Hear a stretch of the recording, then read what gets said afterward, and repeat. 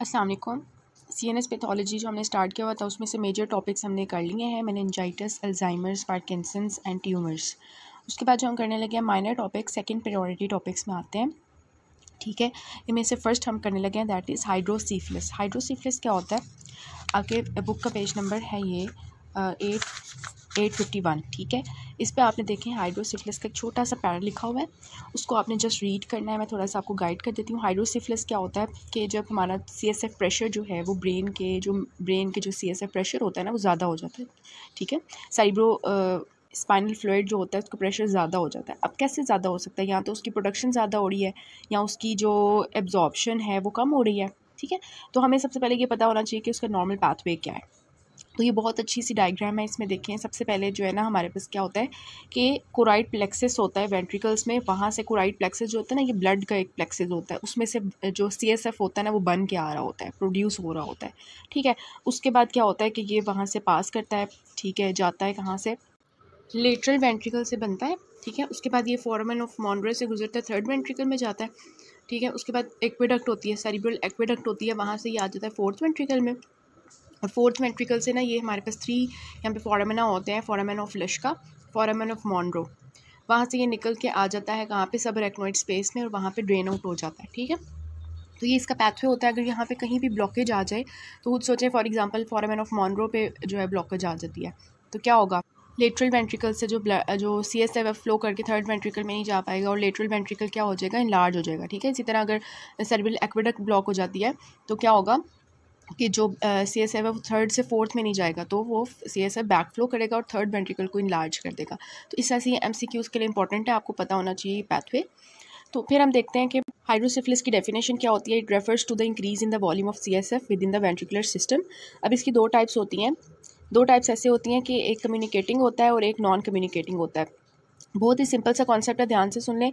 कि कम्युनिकेटिंग जो होता है ना उसमें पूरे का पूरा वेंट्रिकुलर सिस्टम जो है वो एक साथ इनलार्ज कर जाता है। ठीक है, क्योंकि वहाँ पे क्या हो रहा होता है कि सीएसएफ की रिजॉर्प्शन नहीं हो रही होती, सीएसएफ को जो उसका ड्रेनेज हो रहा होता है वो प्रॉपर नहीं हो रहा होता। क्या कहाँ पे प्रॉब्लम आई होती है?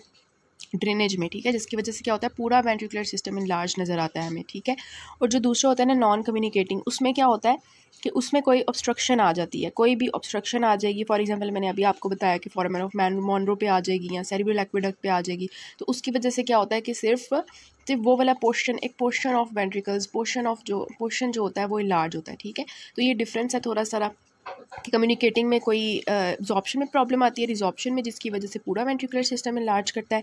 और नॉन कम्युनिकेटिंग में क्या होता है कि ऑब्स्ट्रक्शन हो जाती है, जिसकी वजह से सिर्फ वो एक पोर्शन जो होता है वो इनलार्ज करता है। ठीक है, ये इसका डिफरेंस है। उसके बाद इन्होंने बताया हुआ है कि आपको पता है ना कि जब बच्चा होता है छोटा सा, उसके सूचर्स जो होते हैं वो शुरू में क्लोज नहीं होते, वो आहिस्ता आहिस्ता जाके क्लोज होते हैं।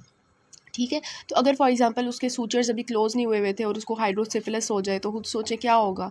अब उसके सूचर्स क्लोज़ नहीं हुए हुए तो वो हाइड्रोसिफिलिस की वजह से उसका जो हेड सर्कमफ्रेंस होगा वो लार्ज हो जाएगा, उसका सर बड़ा बड़ा सा हो जाएगा। ठीक है, तो ये आपको नज़र आ रहा है इस फिगर में कि इसके सूचर्स अभी बच्चे के क्लोज़ नहीं थे तो उसको हाइड्रोसिफिलिस हुआ, तो उसका जो हेड है वो इनलार्ज कर गया। लेकिन बाद में अगर फॉर एग्जांपल उसके सूचर्स क्लोज़ हो जाते हैं, फ्यूज़ कर जाते हैं, तो फिर हाइड्रोसिफिलिस जो होता है वो सिर्फ वेंट्रिकुलर की इनलार्जमेंट करता है, हेड सर्कमफ्रेंस ज़्यादा नहीं करता। ठीक है, ये थोड़ा सा कॉन्सेप्ट था।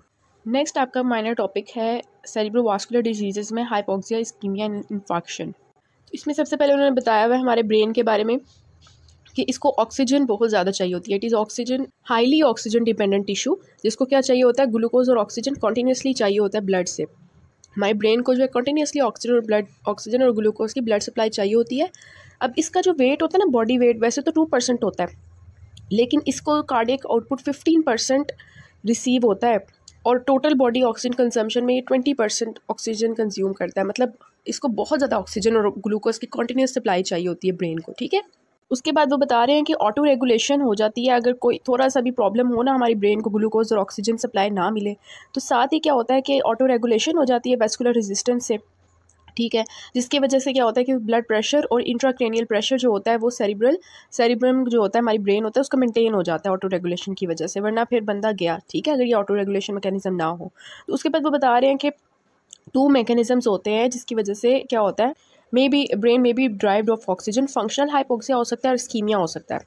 फंक्शनल हाइपोक्सिया क्या होता है कि ऑक्सीजन या तो बाहर नहीं है, ठीक है। मतलब हम फॉर एग्जांपल माउंटेन्स पे चले गए, हाई ऑल्टीट्यूड पे चले गए, वहाँ पे ऑक्सीजन का प्रेशर ही नहीं है, प्रेशर कम है, उसकी वजह से हो जाए हाइपोक्सिया ब्रेन को।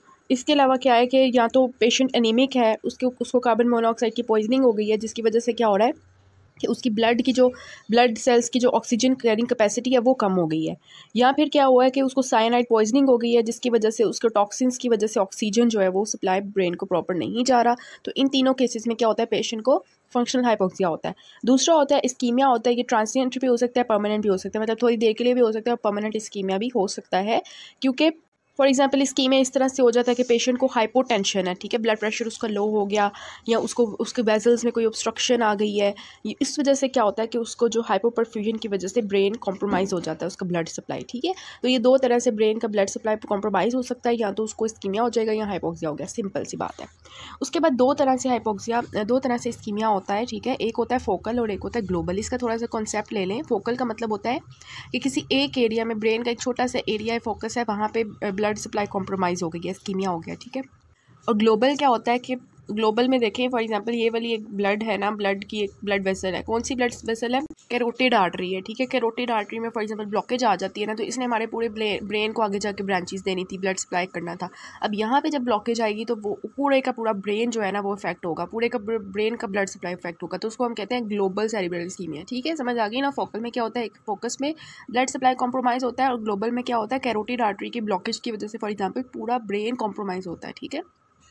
सो फर्स्ट ऑफ ऑल हम ग्लोबल सेरिब्रल इस्कीमिया के बारे में बात करते हैं कि wide spread ischaemic hypoxic injury होती है, can occur in the setting of severe systemic hypotension, ठीक है। फॉर एग्जांपल कोई पेशेंट था शॉक का या कार्डियक अरेस्ट का, ठीक है, शॉक हो गया उसको, एकदम से उसका हार्ट काम करना छोड़ दिया, उसकी वजह से क्या हुआ, उस पेशेंट की फॉर एग्जाम्पल ब्लड प्रेशर उसका 50 तक चला गया, ठीक है, 50 तक चला गया। सिस्टोलिक ब्लड प्रेशर की बात कर रहे हैं, डायस्टोलिक की बात नहीं कर रहे। सिस्टोलिक जो 120 से 150 तक आ गया, ठीक है, 120 से 50 तक उसका ब्लड प्रेशर चला गया, हाइपोटेंशन हो गई, उसकी वजह से उसके ब्रेन को बिल्कुल ब्लड सप्लाई जाना बंद हो गया, ठीक है।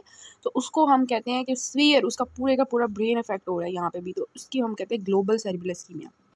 उसके बाद ये जो आगे वाला पैराग्राफ है ना, ये आपने जस्ट रीड करना है और इसको तो ऐसे हाईलाइट वगैरह कर लेना है खुद, ठीक है। उसके बाद हम मॉर्फोलॉजी की तरफ चलते हैं। तो मॉर्फोलॉजी में देखें, सबसे पहले वो ग्रॉस स्ट्रक्चर बता रहे हैं कि जब ऐसे ब्रेन को हम देखें ना जिसको ग्लोबल सेरिब्रल इस्कीमिया हुआ हो, पूरा का पूरा ब्रेन इफेक्ट हुआ हो ब्लड सप्लाई से कॉम्प्रोमाइज़ की वजह से, तो ब्रेन हमें सोलन नज़र आता है, और उसके जो गायराए होते हैं वो वाइड हुए होते हैं, और उसके जो सल्काई होते हैं वो नैरो हुए होते हैं, ठीक है। ब्रेन ऐसे आपको नज़र आता है। अब हमें जो हिस्टोलॉजिकली जो हमें माइक्रोस्कोपिकली नज़र आती हैं ना, 3 तरह की चेंजेस नज़र आती हैं। अर्ली चेंजेस होती हैं, सब एक्यूट होती हैं, और रिपेयर वाली चेंजेस होती हैं, ठीक है। अब अर्ली चेंजेस में क्या होता है, अर्ली चेंजेस वो होती हैं कि जैसे ही ब्रेन का ब्लड सप्लाई कॉम्प्रोमाइज़ हुआ तो 12 से 24 घंटे के अंदर अंदर जो चेंजेस आएंगी उनको हम अर्ली कहेंगे, और जो होंगी ना 2 वीक्स के अंदर अंदर, 24 आवर्स से 2 वीक्स के अंदर, उनको हम कहेंगे सब एक्यूट चेंजेस, ठीक है। सबसे पहले हम अर्ली चेंजेस की बात करते हैं कि जो 12 से 24 घंटे के अंदर आएंगी, ठीक है। इसमें जो आपको नज़र आती है चेंज, तो सबसे पहले आपको रेड न्यूरॉन्स नज़र आते हैं।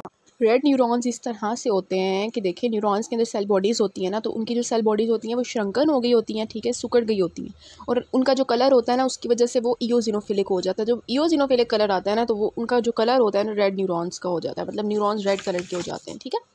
सो ये थोड़ा सा था रेड न्यूरॉन्स के बारे में। उसके बाद बता रहे हैं कि साथ में क्या होता है, माइक्रो वैक्यूलेशन हो जाती है, छोटे छोटे वैक्यूल्स बन जाते हैं साइटोप्लाज्म के अंदर। इसके अलावा क्या होता है, साइटोप्लाज्म में इयोजिनोफिलिया हो जाता है, और बाद में क्या होता है, जो न्यूक्लियस होता है ना वो भी पिक्नोसिस और कैरियोरेक्सिस की तरफ चला जाता है। ये वही वाली रिवर्सिबल चेंजेस हैं जो हमने डिस्कस की हुई हैं सेल इंजरी के टॉपिक में, ठीक है। उसके बाद सब एक्यूट चेंजेस में क्या होता है, 24 to 2 वीक्स के अंदर ये होता है। इसमें क्या होगा, ऑब्वियसली नेक्रोसिस की तरफ चला जाएगा ना टिश्यू, और यहाँ पे क्या होगा, नेक्रोसिस हो जाएगा, मैक्रोफेजेस आगे होंगे, यहाँ पे वैस्कुलर प्रोलिफरेशन हो जाएगी, वेजल्स बनना शुरू हो जाएंगी, रिएक्टिव ग्लायोसिस होगी। ग्लायोसिस क्या होती है, जितने भी हमारे ग्लायल सेल्स होते हैं वो वहाँ पे आना शुरू कर देते हैं, तो उसको कहते हैं रिएक्टिव ग्लायोसिस। जहाँ भी कहीं भी ब्रेन में इंजरी होती है तो ये जो है ना ग्लायल सेल्स वहाँ पे आ जाते हैं, तो इसको हम कहते हैं रिएक्टिव ग्लायोसिस, ठीक है। तो सब एक्यूट चेंजेस में आपको ये नज़र आएगा, और रिपेयर में आपको क्या नज़र आएगा कि 2 वीक्स के बाद रिपेयर स्टार्ट हो जाएगा, जिसमें क्या होगा, नेक्रोटिक टिश्यू खत्म हो जाएगा और ग्लायोसिस भी खत्म हो गई होगी, क्योंकि यहाँ पे रिपेयर हो गया। इसके बाद वो बता रहे हैं कि बॉर्डर जोन इन्फार्क्ट्स भी होते हैं। बॉर्डर जोन जो है वाटर शेड इन्फार्क्ट्स होते हैं, ये वेज शेप्ड होते हैं, याद रखना वेज शेप्ड होते हैं।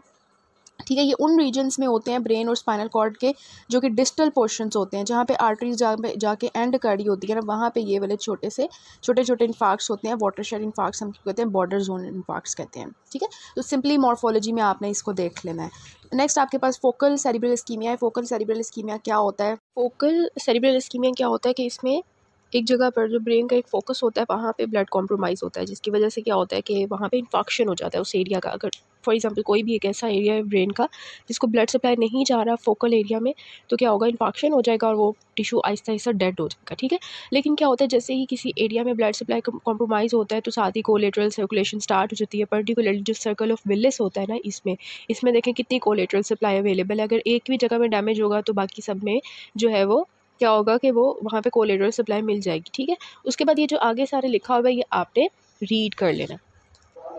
नेक्स्ट में इन्होंने जस्ट ना मॉर्फोलॉजी दी हुई है हेमोरेजिक इन्फार्क्ट्स की और नॉन हेमोरेजिक इन्फार्क्ट्स की। ठीक है, तो हेमोरेजिक और नॉन हेमोरेजिक इन्फार्क्ट्स होते हैं, कुछ ऐसे इन्फार्क्ट्स होते हैं जिसमें हेमरेज हो जाता है, ब्लड वेसल्स में से ब्लड बाहर आ जाता है, तो उनको हम हेमोरेजिक इन्फार्क्ट्स कह देते हैं। ठीक है, और जो दूसरे होते हैं नॉन हेमोरेजिक इन्फार्क्ट्स, उनमें क्या होगा, ब्लड बाहर नहीं आएगा, अंदर ही रहेगा ना। तो अगर हम ग्रॉसली उसको देखेंगे तो क्या होगा, ये आपके पास थोड़ा सा इनका स्केजुअल है कि 6 आवर्स के अंदर आपको कोई चेंज नज़र नहीं आएगा ग्रॉसली। 48 आवर्स में पेल और सॉफ्ट नज़र आएगा। ठीक है, और 2 to 10 डेज़ में आपको जिलेटिनस नज़र आएगा।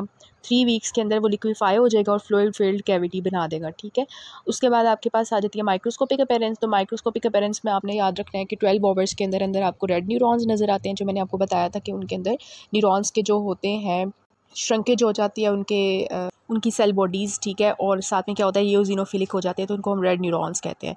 तो वो रेड न्यूरॉन्स अपेयर होते हैं। इसके अलावा जो एस्ट्रोसाइट्स होते हैं वो स्वेल कर जाते हैं और माइलिन जो होती है वो डिसइंटीग्रेट होना शुरू हो जाती है 12 आवर्स के अंदर अंदर।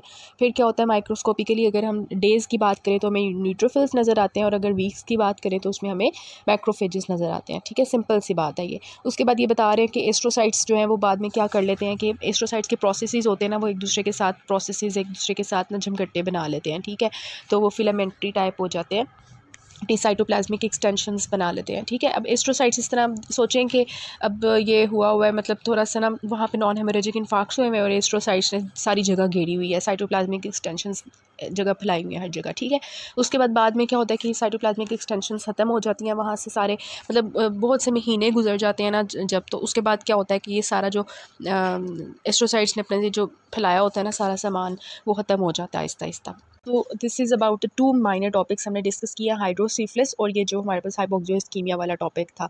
नेक्स्ट में हम इंट्राक्रेनियल हेमरेजेस और एक और टॉपिक कर लेते हैं ऐसा।